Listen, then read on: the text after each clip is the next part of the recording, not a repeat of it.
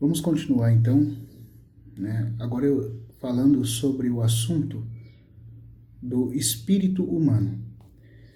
Esse assunto eu já tinha falado nos 2 vídeos já gravados aqui, para esclarecer uma questão, né, que eu estava conversando com um amado irmão. A pergunta que se faz, né, ao falar-se do espírito retornando a Deus na hora da morte, como no caso de Estevão, né, que disse: Senhor Jesus, recebe o meu espírito, como no caso do próprio alento de vida do Senhor Jesus, que ele entregou nas mãos de Deus: Pai, nas tuas mãos entrego o meu espírito. E também no caso, né, de muitos textos da palavra que mostram esse alento presente no homem, né? Por exemplo, no capítulo 2 de Isaías é dito do homem que não é nada sem o alento de vida no seu nariz, né? No Salmo 10 também cita essa expressão dizendo que as pessoas confiam no homem cujo fôlego está nas suas narinas, né? Ali também a palavra fôlego também é espírito. No hebraico, né, também é ruach. E você tem algumas expressões, eu consultando um dicionário básico de grego e hebraico, o dicionário Vine, ele toca em pelo menos 8 pontos de sentidos em que a palavra espírito é usado no hebraico das escrituras, né? E é importante que a gente saiba o sentido próprio que a palavra adquire semanticamente, para que nós tenhamos uma compreensão correta dos termos usados. Então, vamos lá. Em Gênesis 2, versículo 7, é dito que Javé Elohim soprou ou insuflou para dentro das narinas do homem o fôlego de vida, e o homem tornou-se uma alma vivente. Em hebraico, a expressão soprou o fôlego de vida é o fôlego de vida. O termo fôlego de vida está no plural, porque é Neshama Hajim. Neshama, em hebraico, é sinônimo de ruach, né? Ruach, alguns falam ruach, outros ruach. Mas esse ruach, esse sopro, esse alento, vento, é sinônimo de Neshama. Haj, né, da onde vem a palavra que o irmão Atmani, no homem espiritual, chama de Shai, né? Vem de Hash, Shai, Hash. Esse Hash é vida em hebraico. Hashim é vidas no plural. Então, o que o texto hebraico está sugerindo é que o Senhor Deus soprou para dentro daquele corpo do boneco de barro humano o Neshama, o alento, o vento de vidas, o sopro das vidas, porque a expressão aparece no plural. E é esse detalhe que nós queremos pegar aqui, né?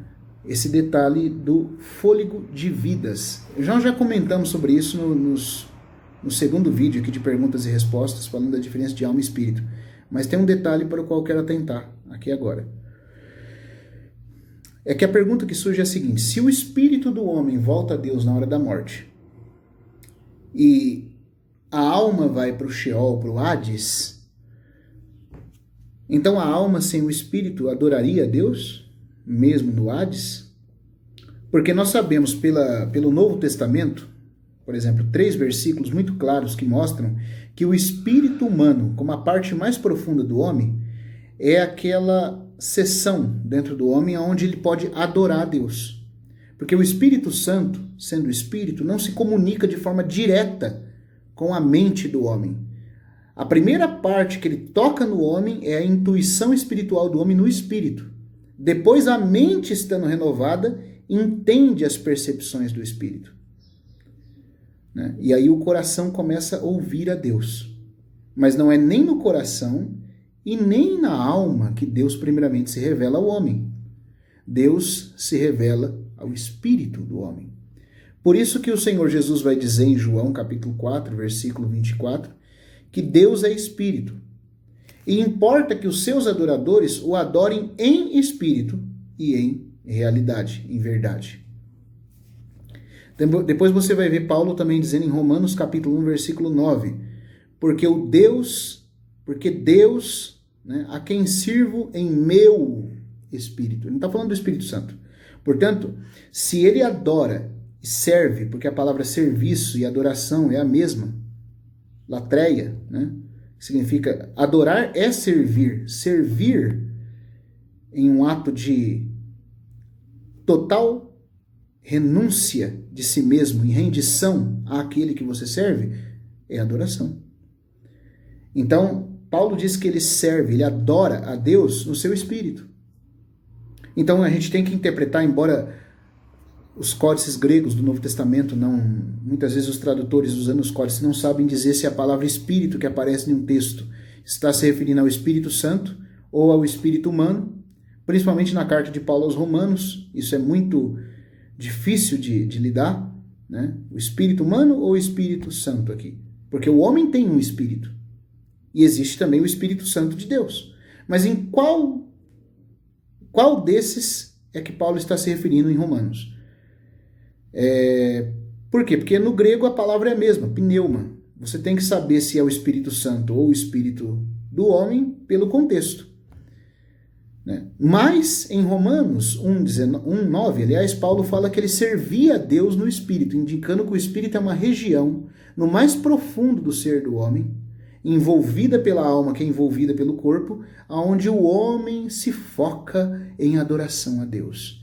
E é esse órgão que dá consciência ao homem das coisas espirituais. É por isso que o homem, ao ser criado à imagem de Deus, precisa adorar alguma coisa. Porque o espírito humano é capacitado pelo órgão intuitivo com adoração. Então, Paulo diz que ele adora a Deus no espírito e no seu espírito humano, ele falou meu espírito, portanto é o espírito humano de Paulo, e Jesus Cristo diz para a mulher samaritana que Deus, sendo espírito, deve ser adorado em espírito. É claro que o espírito no qual nós adoramos, o Espírito de Deus, é o nosso. Como que eu sei disso? Baseado no fato de Paulo dizer que no seu espírito humano ele servia e adorava a Deus. Depois 1 Coríntios 6,17 também diz, aquele que se une ao Senhor é um espírito com ele. A expressão com ele não aparece nos melhores manuscritos gregos, né? O texto grego não aparece com ele. A ideia é, aquele que se une ao Senhor é um espírito. Porque a união é tão profunda que os dois espíritos estão unidos de forma inseparável a partir daí. Então, se é o espírito, e é o espírito que capacita o homem a adorar a Deus, e você pode ter mais informações sobre isso na obra O Homem Espiritual, de Watchmani, principalmente no volume 2 da obra, é uma obra de 3 volumes, principalmente no volume 2, eu quero deixar aqui indicado a leitura, e vou deixar o link aqui embaixo de uma da editora Betânia, onde você pode adquirir a obra também. Se é o espírito que é o órgão que capacita o homem a adorar a Deus, e se o espírito volta a Deus na hora da morte, como que o homem, essa alma consciente que vai para o Sheol, adoraria a Deus lá? Essa foi uma conversa que eu tive com um amado irmão que o preocupou e também me preocupou na hora, né? Porque eu ainda não tinha me perguntado sobre isso. E aí, indo estudar, nós chegamos à conclusão clara acerca do que eu vou dizer aqui para vocês. Na verdade, a alma do homem, quando vai ao Hades Sheol, ela também pode adorar a Deus, porque você vê que as almas daqueles que estão debaixo do altar estão clamando a Deus. E você também vê em Apocalipse 5, quando o Cordeiro toma o livro da mão daquele que se assenta no trono, que há criaturas debaixo da terra louvando e adorando o Cordeiro pela obra. Então, quem está lá debaixo da terra, no Hades Sheol, também é capaz de adorar. Mas você fala assim para mim, mas irmão Daniel, você não falou que o espírito volta a Deus e é a alma que vai para o Sheol? Como é que a alma sem espírito, levando em consideração que o espírito é o órgão de adoração, consegue adorar a Deus? É aqui que eu quero colocar o que eu descobri estudando com cuidado essa palavra espírito, Neshama, ou Ruach. Às vezes é traduzido Ruach, Ruach, ou às vezes Neshama na Bíblia. Eu quero colocar o que eu descobri. Queria indicar para os que sabem ler espanhol essa obra do nosso irmão Dini Francesco. Eu nunca consigo ver aqui, colocar o letreiro certo aqui, então os irmãos me perdoem, mas a obra chama Frente la Caída, ou Diante da Queda, diante do fato da queda, ou encarando, né, a queda, examinando a queda do homem, né? O que aconteceu na queda. Porque aqui nosso irmão, ele vai tentar dizer o que era o homem antes da queda, o que aconteceu na queda e o que a obra de Deus em Cristo tem para o homem ao redimi-lo, né? E aqui ele vai estudar sobre a formação tripartida do homem, como o irmão Atmani também faz no Homem Espiritual. Mas nesse livro tem algumas informações muito valiosas. E por isso eu queria recomendar para você. O link para poder baixá-lo em PDF para ler vai estar na descrição do vídeo também abaixo, tá bom? O nosso irmão Dini Francesco, ele, sendo um grande erudito, na verdade o maior erudito da palavra que eu conheci pessoalmente, eu sinceramente o colocaria lado a lado com os grandes doutores da igreja, os grandes homens de Deus, os grandes mestres como Gouveia, Pember, Sainz, Lang, Darby, né? Os próprios irmãos dos príncipes dos expositores puritanos. Ele não ficaria menor perto de nenhum desses. Essa é uma homenagem que eu faço aqui ao meu irmão, né? Saudoso irmão que já está descansando no Senhor no paraíso. Foi levado pelo Senhor há 3 anos, em 2017, e a dívida que eu tenho para com ele é tão grande que não dá para expressar, né? Então, e não só isso, eu colocaria até mesmo entre os pais da igreja, pelo nível de piedade, devoção e profundidade com que ele trata as Escrituras, além de ser também o homem mais humilde que eu conheci na minha vida. Nesse livro dele, ele fala sobre a formação do homem. E ele mostra que a palavra hebraica usada para corpo é bazar, né? Por isso que nas festas de carnavais, nas festas que falam de coisas da carne, de folia da carne, de alegria carnal, você tem a palavra, às vezes, bazar, né? Porque bazar é a palavra corpo, corpo de carne, né? Em hebraico. Você tem a palavra nefesh, que é alma, e você tem a palavra neshama, que é sinônimo de ruach, que é o espírito. Então o homem foi formado, e o texto de Gênesis fala: soprou o Senhor Deus, Javé Elohim, para dentro do homem, suflando nele, o neshama hajim, o alento das vidas. Vamos entender então o que acontece. Queria dizer aqui, no Hades, a alma é capaz de adorar a Deus. Mas aí você, como eu falei, você diz, mas o espírito não foi devolvido a Deus, mas o espírito que é devolvido a Deus, e é isso que nós vamos ver aqui agora, não é o espírito interno do homem. É o alento que o homem respira para manter o espírito em contato com o corpo.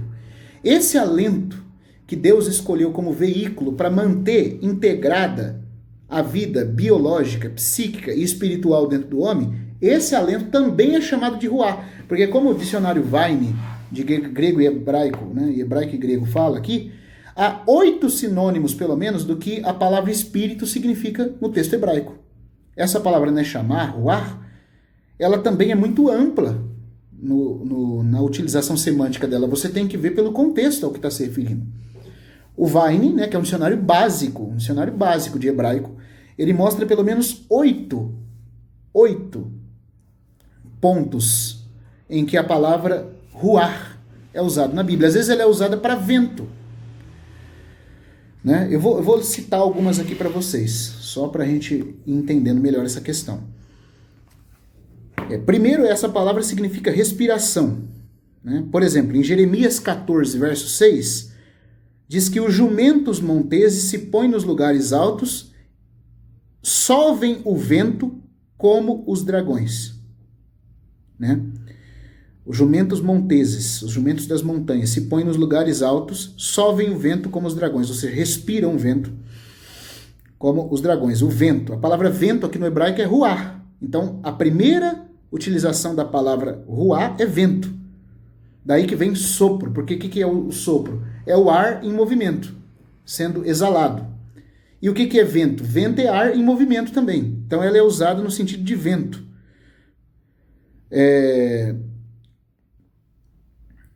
Né? Esse vento, essa respiração, que é o ar em movimento, ela aparece também sendo sinônimo de ruar no texto a respeito de Sansão, que diz que Sansão bebeu água, e aí diz assim, e o seu espírito tornou e reviveu. Literalmente, o termo espírito aqui, né? Ruar é respiração. Então, ruar é sinônimo de vento e respiração, ambos significando ar em movimento. Ele também é usado nesse sentido, né, como o ar mesmo. Por exemplo, Jó capítulo 7, versículo 7 diz, lembra-te de que minha vida é como o vento, os meus olhos não tornarão a ver o bem. Né? Nesse sentido, esse vento aqui, que é o ar, em Jó 7,7, a palavra ruar também usada, é como o ar vazio, é no sentido de vacuidade. Né? Então esse aqui é o segundo sinônimo da palavra ruar. Às vezes vento, que é ar sendo impulsionado pela respiração ou pelo movimento do ar, vento, ruar. Às vezes também usado como ar, mas no sinônimo de vacuidade. Por isso é que Jó fala do ruar, né, como sendo a sua vida, um vento, um nada. Jó 7,7. Né? Terceiro termo também é usado para brisa, né? Um vento calmo e refrescante. Isso é usado em Gênesis capítulo 3, versículo 8, quando diz que a brisa suave da noite, porque o dia judeu termina às 6 da tarde, né? O dia oriental, de acordo com a cronologia bíblica, ele termina às 6 da tarde. Então diz que o Senhor passeava no jardim na viração do dia. Mas essa palavra viração, no hebraico, sendo ruar, também é sinônimo de brisa refrescante. Por quê? Porque o jardim, no entardecer, quando Deus passeava no jardim, uma brisa refrescante era o que apontava a presença de Deus caminhando no jardim. Então essa brisa refrescante que vinha com o entardecer, na viração do dia das 6 de um dia para o outro dia, essa brisa que vinha nesse horário era sinônimo da presença de Deus passeando no jardim, porque Deus sempre visitava o homem nesse horário, na tardezinha, quando o sol estava se pondo. Estava terminando o dia hebraico para começar outro dia. E nesse término de dia, quando o sol se punha e a brisa descia sobre o jardim, a brisa refrescante, a presença de Deus vinha junto visitar o homem. Então, por isso, a palavra brisa, né, ar fresco, ruar, é usada em Gênesis 3,8 também.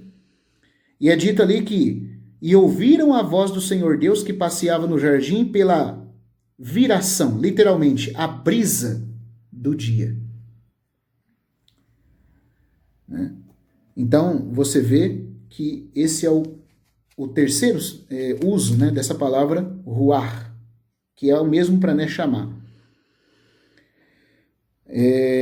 Por exemplo, também, às vezes é usado como um vento no sentido de direção. Né? Jeremias 49:36. Em quarto lugar, ele significa um vento que dirige algo. Diz assim, e trarei sobre Elão os 4 ventos,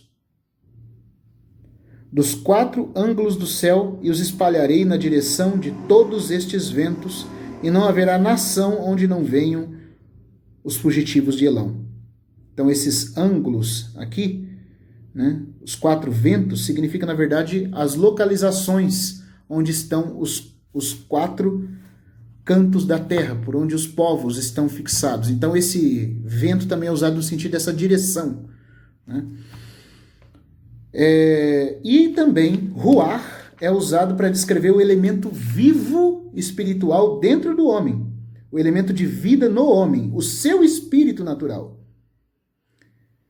Porque diz assim, Gênesis 7:21, e expirou toda a carne que se movia sobre a terra, Tudo que tinha fôlego de espírito de vida em seus narizes. Tudo que tinha fôlego de espírito de vida em seus narizes. Fôlego de espírito de vida, né? Em seus narizes. Então ele havia o alento, a respiração no nariz, e quando essa respiração cessou, o espírito se foi. Mas você percebe que diz que expirou tudo que tinha fôlego de espírito, de vida. O fôlego é o fôlego de espírito nos narizes dos homens. Então, o fôlego é o que o homem respira. Isso é também chamado de espírito, porque fôlego é a palavra ruá, num sentido usado aqui já no hebraico. Mas o texto de Gênesis 7, versículo 22, fala de fôlego, ruar, de ruar, ou neshama, de vida. Então indica claramente Gênesis 7 que há o ruar, espírito, como alento, que você respira, esse é exalado na hora da morte. Mas é por esse respirar desse alento que você tem dentro de você vivo, em conexão com a alma e o corpo, o neshama, o espírito. Os dois são chamados de espírito, tanto a respiração como aquilo que o fôlego de Deus pela respiração produziu dentro do homem, o espírito, o órgão espiritual. Eu estou tentando explicar isso aqui. Então, resumindo, querido irmão e irmã e você que me assiste, de acordo com a Bíblia, quando Deus soprou, eu não vou comentar aqui mais dos outros 4 sinônimos, se você quiser pode consultar a obra do dicionário Vine, tá? Ele vai apontar aqui. Só esses 4 aqui, esses 4, 5 já servem para nós, porque a gente vai falar aqui. De acordo com a Bíblia, quando Deus soprou o alento de vidas dentro do homem, aquilo foi a respiração viva de Deus. Foi um exalar vivo que saiu da boca de Deus dentro das narinas do homem. Isso era espírito, alento, neshama. Sopro. Quando esse sopro, todavia, entrou dentro do homem, por que ele é chamado de sopro de vidas? E eu até tenho aqui também a mesma convicção do nosso irmão Dini e Francesco. Quando esse neshama hadin, a terminação in é plural em hebraico, quando esse sopro saiu da boca de Deus e entrou, né? Provavelmente o Senhor estava numa teofania ali, numa aparição divina, plasmando o homem do barro. E aí ele soprou para dentro do homem o seu fôlego vivo, não era o Espírito Santo, porque o Espírito Santo não habitava dentro do homem antes da ressurreição do Senhor Jesus, era um sopro de vida que saiu da parte de Deus. Esse sopro que é neshama, que é alento, quando entrou dentro do homem, ele se tornou o sopro das vidas. Por que aparece vidas, rajim, em hebraico, no plural? Porque quando esse sopro entrou, ele formou uma vida espiritual, sendo o próprio espírito humano do homem.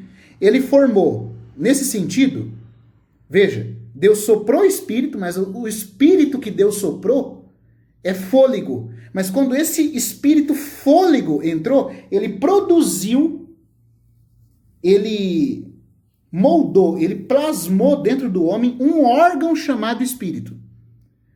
E esse órgão chamado espírito, ao ter contato com o corpo, produziu uma terceira parte entre o corpo e o espírito, que é a alma, o nefesh.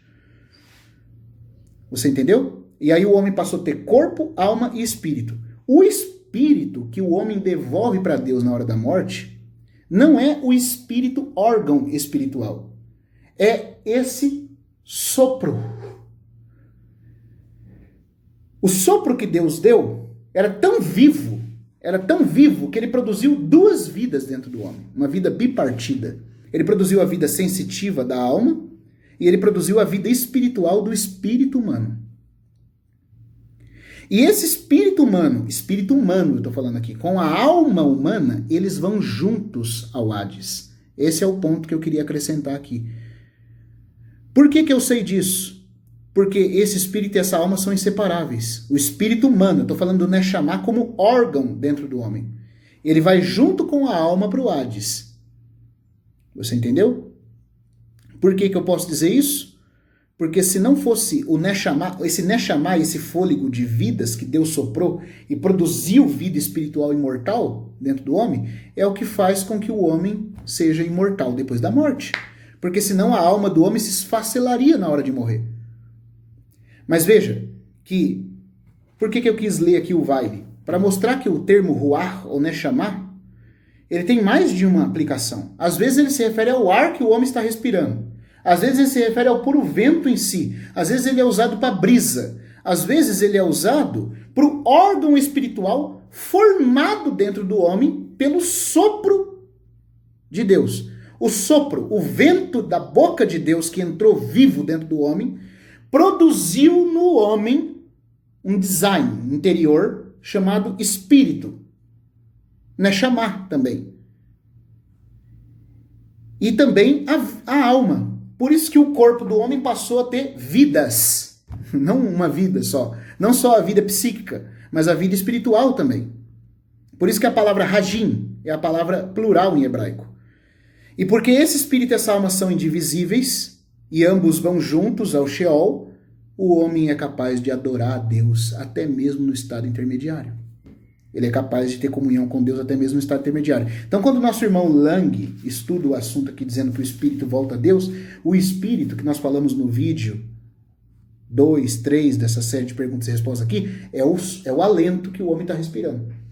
Acontece que quando Deus soprou o Neshama, era alento, certo? E Deus também definiu que para que o espírito, alma e corpo estivessem integrados, o homem sempre ia ter que agora respirar. Ele ia ter que respirar o alento do ar que o envolve. Ele ia ter que inspirar o ar e expirá-lo. Nesse sentido, esse ar, esse alento, essa respiração que está nas suas narinas, inalando o ar que vem de fora e expirando esse ar, isso também é espírito. É essa verdade a respeito do termo Neshama na Bíblia. Às vezes ele se refere à respiração, às vezes ele se refere ao órgão espiritual produzido pelo sopro de Deus nas narinas do homem. Entendeu? Ele não é só uma respiração. Quando nós dizemos que o espírito volta a Deus, nós estamos falando desse alento, desse respirar que nós temos do ar que nos envolve. Isso volta a Deus. Nós exalamos na hora da morte. Você pode ver que as pessoas, quando estão morrendo, de fato, elas fazem essa expressão de e exala, certo? Exala. Mas isso que ela exalou é o ar, é esse alento que ela tinha nas suas narinas, que produzia a possibilidade do corpo dela interagir de modo vivo com a alma e o espírito no interior. Agora, o espírito órgão, o Neshama, órgão dentro do homem, esse não vai para Deus. Esse vai junto com a alma para o Hades. Como que eu sei que além do termo... como que eu sei que o espírito, além de ser essa palavra hebraica, ruar para espírito, não é usado só para respiração, mas sim como um órgão dentro do homem? Porque ele é usado em todos esses sentidos. Aqui no Vine a gente viu pelo menos 5. Né? Tem 8. A gente viu pelo menos 5. E olha que o Vine é um dicionário básico de hebraico. Eu não sei se eu estou sendo claro aqui. Espírito significa a respiração que você exala na hora da morte. O ar respirado que você exala. E também significa o órgão espiritual dentro do homem. Acontece que esse órgão espiritual, esse Neshama interno que está dentro do homem, ele foi produzido pelo sopro, pelo exalar da boca de Deus nas narinas do homem. Então, como o homem, para ele ganhar vida, ele teve que receber nas narinas dele a respiração de Deus, Então agora toda a respiração durante toda a vida do homem também é chamado de alento. A diferença é que o alento que veio de Deus era tão vivo, que produziu dentro do homem vida. Hoje o ar que nós respiramos, ele mantém a vida, mas ele não produz a vida. Mas o alento de Deus, o Neshama de Deus era tão vivo, que quando ele soprou o alento, esse alento era tão vivo, que produziu dentro do homem, eu estou tentando usar uma palavra, teceu dentro do homem o espírito, e possibilitou que fosse tecida também a alma do homem. Porque tanto o coração do homem, que é composto principalmente da alma, do nefesh, como o espírito foram tecidos pelo alento vivo de Deus. Agora, pelo fato do alento vivo de Deus, que o homem respirou nas narinas para viver, ter sido um sopro, esse ar que nós respiramos também é chamado de sopro, de alento, de neshama, de espírito. Mas esse é o alento do ar, que é um pouco diferente do de Deus, porque quando Deus soprou, o de Deus era vivo. O ar que nós respiramos só mantém a vida. Ele não gera, ele não produz ela. O que produziu a vida foi o Neshama de Deus. O que mantém a vida é o Neshama ar, que envolve o homem. Então existe o sinônimo de Neshama usado para o sopro de Deus, usado para o ar que o homem respira e usado também para o órgão espiritual produzido pelo sopro de Deus. Acho que deu para entender agora, né? Eu vou continuar, né, falando ainda sobre esse assunto. Esse ar, continuando do vídeo onde havíamos parado, que Deus soprou de si, era o ar vivo, de vida vindo da parte de Deus. Quando ele entrou no nariz do homem, veja, por isso que é chamado de espírito. Por que é chamado de espírito, de Ruah, Neshama? Todos esses fatos, tanto o ar que eu respiro, como o sopro de Deus, como o órgão espiritual que está dentro de mim. Porque ambos, né, todos eles, os três, são parecidos. Quando Deus soprou, era um ar, só que era vivo, era um ar de vida. Quando eu respiro, é por meio do ar que a vida é mantida. Assim como a vida foi gerada pelo sopro nas narinas, ela é mantida pela respiração do ar que me envolve. Então esse ar que me envolve também é chamado de Ruah. Mas é claro que ele é diferente do Ruah original de Deus. Porque o de Deus era um Ruah de vidas, está escrito. Não era só um Ruah, um ar, mas era um ar vivo que gerava vida onde pegava, onde entrava. E ele entrou dentro do invólucro de carne do homem, gerando vida bipartida dentro dele. E a parte espiritual dessa vida, que é o espírito humano, também é chamado de Ruah, porque ela é gerada essencialmente desse sopro de Deus.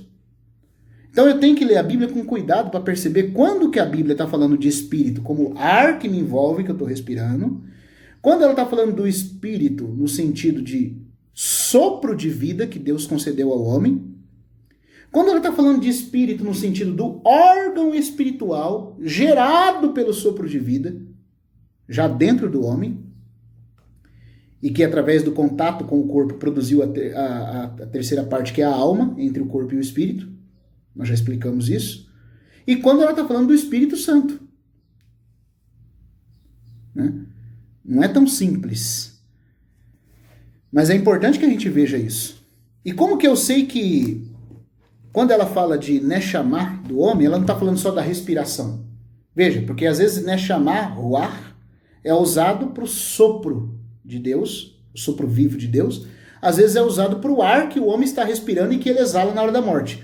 Mas às vezes também é usado para o órgão produzido dentro do homem pelo sopro original de Deus e que é mantido pela respiração do homem, em conexão com o corpo e a alma.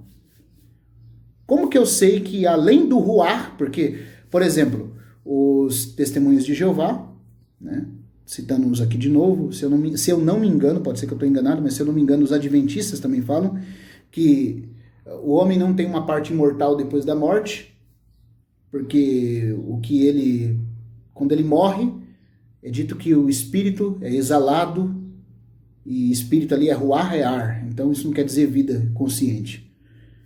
Mas é que eles não percebem que a semântica da palavra ruach, ou neshama, é muito ampla na Bíblia. O uso que se faz dela, os significados que ela adquire. Às vezes, o Weine, falei aqui, falou de 8. E ele é básico, pode ter mais. Eu citei 5 aqui. Né? Li sobre 5. Mas, vamos ficar só com esses 3. Ar que nos envolve, alento vivo de Deus que é capaz de gerar vida aonde entra, e o órgão espiritual produzido por esse alento vivo. O que é que o homem está devolvendo a Deus na hora da morte?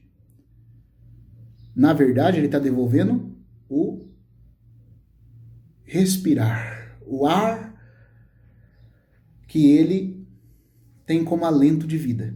Isso ele está devolvendo na hora da morte. Mas o espírito humano, produzido pelo sopro original de Deus, esse acompanha ele. Porque ele é um órgão, ele não é só uma respiração, ele é um órgão dentro do homem. Se ele não fosse um órgão, Paulo não falaria que servia a Deus em seu espírito. Paulo não falaria isso. Ele está servindo a Deus na respiração? Não faz sentido. Jesus não falaria que Deus tem que ser adorado em espírito. Deus tem que ser adorado sendo respirado. Ninguém respira a Deus, irmão. Ninguém respira a Deus. Esse ensinamento de respirar. Respira a Deus aí agora. Isso vem do budismo. Isso é orientalismo. Isso aí é mantrismo espiritualista oriental. Não tem nada a ver com a fé cristã. Deus sendo espírito, ele não é um ar tangível para você respirar.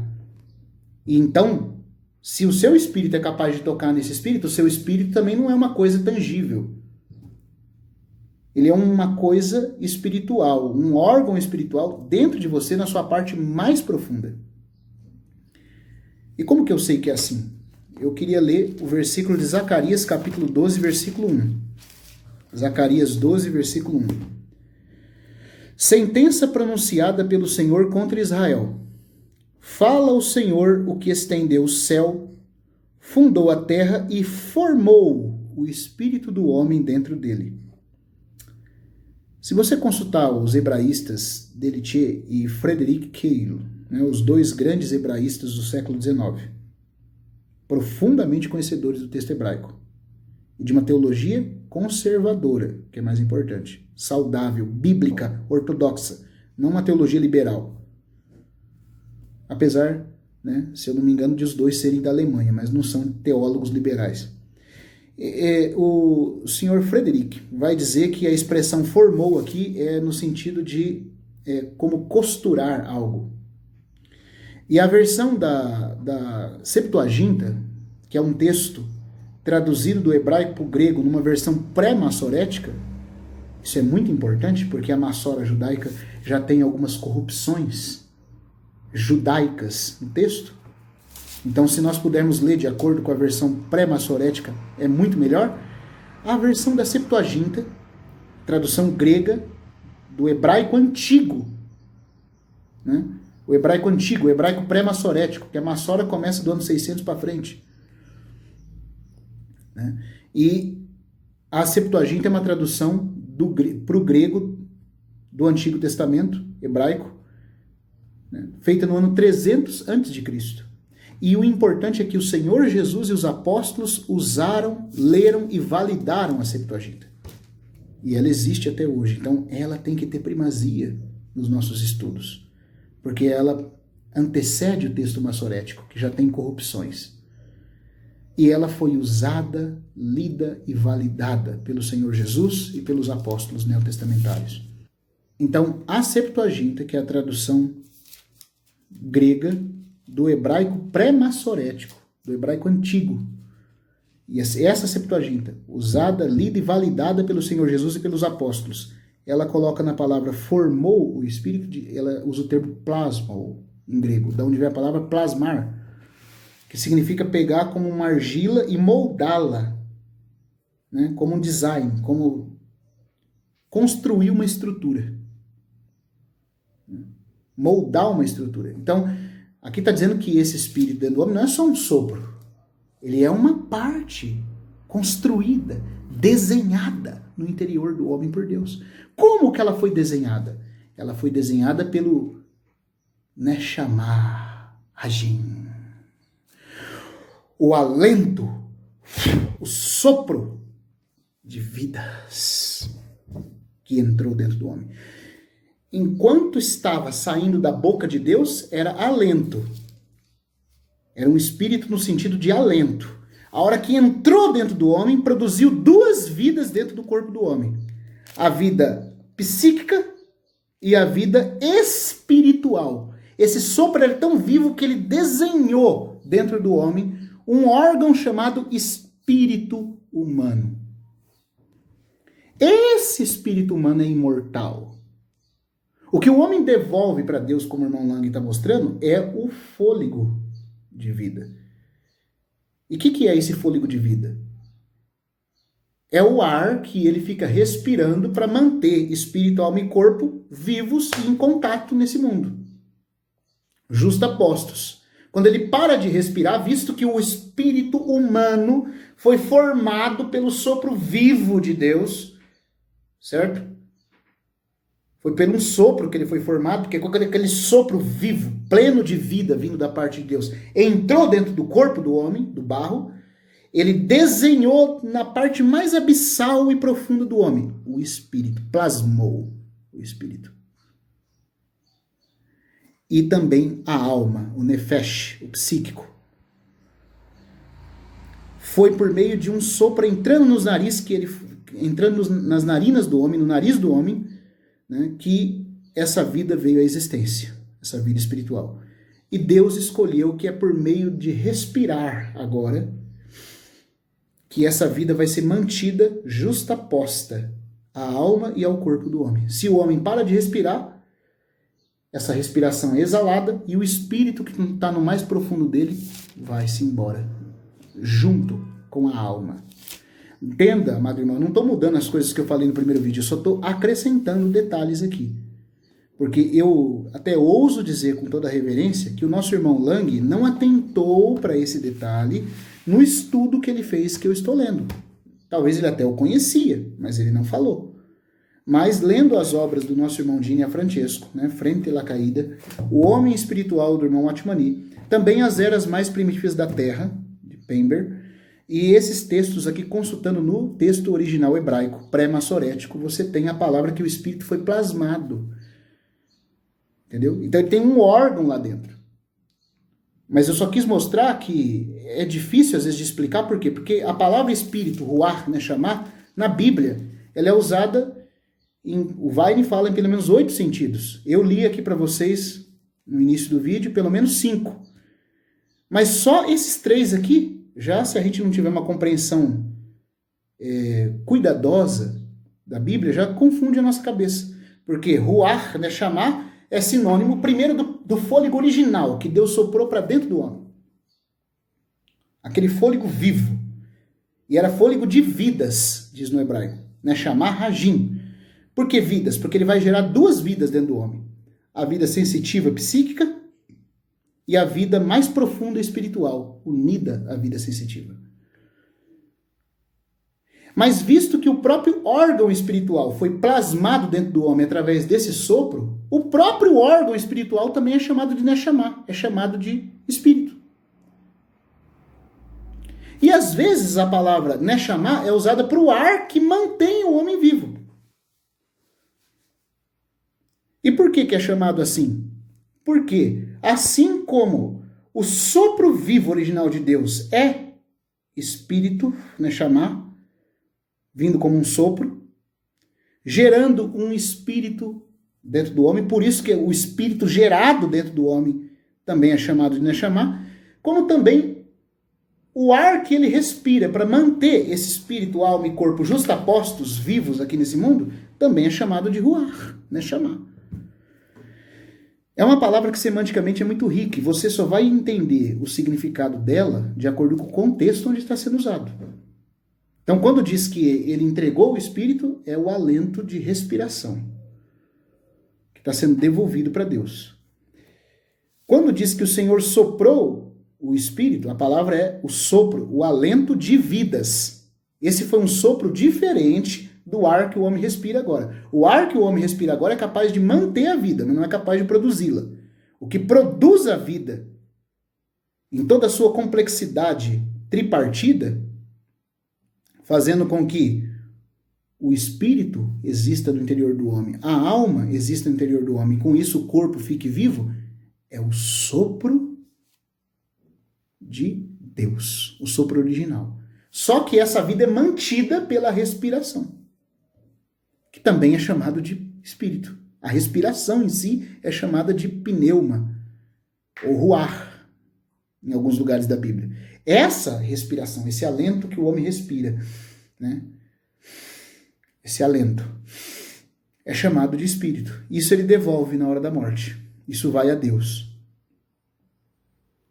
É diferente do espírito que produziu, criou, plasmou as duas vidas dentro do corpo do homem. A vida psíquica e a vida espiritual. E é diferente do próprio órgão produzido, chamado espírito. Então aqui em Zacarias mostra muito claro que Deus plasmou o espírito do homem dentro dele. E é nesse espírito que o Espírito Santo vem e aquele que se une ao Senhor se torna um só espírito com ele. Entendeu? Só que esse espírito plasmado, ele fica justaposto à alma e ao corpo enquanto o homem está respirando o ar, que também é Neshama. É Neshama por quê? Porque é o meio pelo qual a vida existe. Mantida. Agora. Por isso é chamado de Neshama. O órgão espiritual do homem é Neshama. O órgão também é Neshama, é espírito, porque foi produzido pelo sopro vivo original de Deus e é mantido pelo ar que ele respira. É mantido em contato, justaposto ao corpo e à alma, nessa vida, né, humana presente, através da respiração. Se ele para de respirar, ele entrega esse ar, acaba que ele morre, o ar é exalado dele, e o espírito, o órgão espiritual também sai dele junto com a alma e vai para o Sheol. Tá? Quando o irmão Lang fala que o espírito volta a Deus, e é a alma que vai para o Sheol, o espírito que está voltando a Deus é o alento de ar que ele respira. E esse volta a Deus. Já o órgão espiritual plasmado dentro do homem pelo sopro original de Deus, esse vai junto com a alma para o Sheol, porque a alma lá no Sheol ainda é capaz de adorar a Deus. E é um órgão de adoração e de contato com o Espírito Santo. Deu para entender, amados irmãos? E a você, sendo não cristão, que esteja me assistindo. A gente tem que entender essas coisas, porque senão fica complexo, né? Então eu vou continuar abordando esse assunto, mas eu precisei parar aqui para fazer essa gravação para explicar esse assunto de uma forma mais detalhada. Então vamos lá. Só para resumir, e eu já concluo o vídeo. Quando Deus soprou dentro do homem o Neshama, o fôlego, Rajim, de vidas, a terminação em é plural, Raj é vida, Rajim é vidas. Quando Deus soprou o fôlego, o vento que saiu da boca dele de vidas, isso é uma coisa. Esse vento de vidas entrou dentro do homem e, de acordo com Zacarias 12:1, plasmou dentro do homem um órgão que também é chamado de Neshama. Só que o órgão espiritual é chamado de Neshama, o órgão chamado espírito humano também é chamado de Neshama, porque ele foi produzido, plasmado pela ação viva do Neshama Rajim de Deus. Como foi o Neshama Rajim, o fôlego de vidas de Deus, que plasmou o espírito humano, tanto o fôlego de vidas como o espírito humano dentro do homem, produzido por ele, também é chamado de espírito. Os dois são chamados de espírito. E como esse espírito junto com a alma e o corpo, é mantido vivo pela respiração de ar, agora, esse ar que o homem respira também é chamado de espírito. E é esse ar que o homem devolve para Deus quando ele morre. Espero que tenha ficado claro. E é importante a gente fazer essa observação e essa separação, porque o homem, mesmo no estado intermediário, é capaz de adorar a Deus. Conforme eu citei aqui nos 2 versículos de Apocalipse 5, você pode conferir lá, dizendo que os que estão debaixo da terra também estão louvando o Cordeiro. Isso aí não pode ser demônios não vão estar louvando o Cordeiro pela redenção. Tem que ser os santos que estão lá no Sheol ainda, os cristãos, servos de Deus, profetas, que ainda estão aguardando a ressurreição. Quando o Cordeiro ascende e toma o livro, eles louvam ao Cordeiro, mesmo estando debaixo da terra. Eles adoram. As almas debaixo do altar, depois nós vamos ver que altar que é esse, também estão lá louvando a Deus e também tendo comunicação consciente com Ele, dizendo: até quando tu, soberano Senhor, não julgas nem vingas nosso sangue dos que estão sobre a terra? Então são capazes de ter comunhão com Deus. E se são capazes de ter comunhão com Deus no Espírito de Deus, é porque o espírito humano, o órgão chamado espírito, que eu estou lendo aqui em Zacarias 12:1, que Jesus cita em João 4:24, que Paulo cita em Romanos 1:9, esse órgão chamado espírito não os deixa na hora da morte, vai junto com a alma para o Sheol. O espírito fôlego que o homem devolve para Deus é o alento que ele respira, que também é ruá, é traduzido por ruá. Nesse sentido de fôlego de respiração, volta para Deus. O espírito humano, que é ligado à alma, vai junto com ela para o Sheol. E o fôlego que produziu esse órgão espiritual dentro do homem foi o fôlego de vidas, Neshama Rajim, certo? Que fez com que Deus pudesse plasmar o espírito do homem dentro dele. Eu espero que a resposta tenha ficado clara, né? Eu vou deixar aqui o link, né, para você poder baixar esse livro do irmão Gini Francesco, Frente la Caída. Sugiro a leitura também do Homem Espiritual de Watchmani. Você pode encontrar, comprá-lo e lê-lo na descrição, no link da descrição que vai estar aqui abaixo. E também, né, vou deixar aqui disponível o link para leitura completa desse artigo escrito pelo irmão Lang, O Homem, Alma ou Espírito, certo? Sim, o homem é uma alma, sim, a alma vai para o Sheol, mas o órgão espiritual chamado espírito, Neshama, interior, vai junto, porque ele é o órgão de adoração e a alma é capaz de adorar a Deus lá no Sheol. O que ele devolve para Deus é o Neshama, Ruá, de respiração. Isso ele devolve. No sentido de órgão espiritual, não. E o que Deus soprou, que formou esse órgão espiritual, foi o fôlego vivo, que de tão vivo produziu as 2 vidas. Era o fôlego de vidas, plasmando essas 2 vidas dentro do homem, uma vida bipartida, sensitiva e espiritual. Amém? Eu espero que tenha ficado claro.